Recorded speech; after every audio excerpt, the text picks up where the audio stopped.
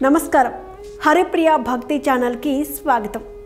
ఒకరోజు పూరి జగన్నాథుడిని దర్శించుకోవడానికి ఆ రాజ్యానికి చెందిన రాజుగారు జగన్నాథుని ఆలయానికి వెళ్ళారు. అది సాయంత్రం సమయం కావడం, అప్పటికే చాలా ఆలస్యం అవడంతో తలుపులు మూయబోతున్నారు. ఆలయం వద్ద ఉన్న పూల దుకాణం ఆమె తన వద్ద ఉన్న పూలన్నీ అమ్మేసిన తర్వాత కేవలం ఒకే ఒక్క పువ్వు మిగిలి ఉంది. రాజుగారు ఆ పువ్వుని అడిగారు. ఆమె ఆ పువ్వుని ఆయనకు ఇవ్వబోతున్న సమయంలో ఒక ధనవంతుడైన వ్యాపారి వచ్చి రెట్టింపు ధర ఇస్తాను, ఆ పువ్వుని ఇవ్వమని అడిగాడు.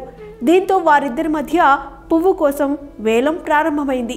చివరకు రాజుగారు తన రాజ్యాన్ని పూల దుకాణం ఆమెకు ఇచ్చి ఆ ఒక్క పువ్వును వేలంలో దక్కించుకున్నాడు.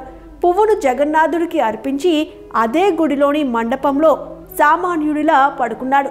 ఆ రాత్రి జగన్నాథుడు ఆ రాజు కలలోకి వచ్చి, అంతటి బరువును నేను మోయలేను, ఆ పువ్వును తన తల నుంచి తొలగించమని కోరారు.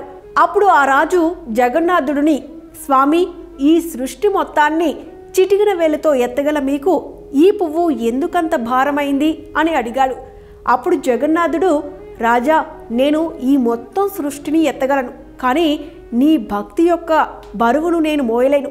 రాజా, నా మీద భక్తితో నాకు అర్పించడం కోసం ఒక పువ్వును పొందటానికి నీ రాజ్యాన్ని త్యాగం చేశావు కదా, ఇంతటి భారీ మూల్యం ఉన్న భక్తిని మోయడం కష్టమన్నారు.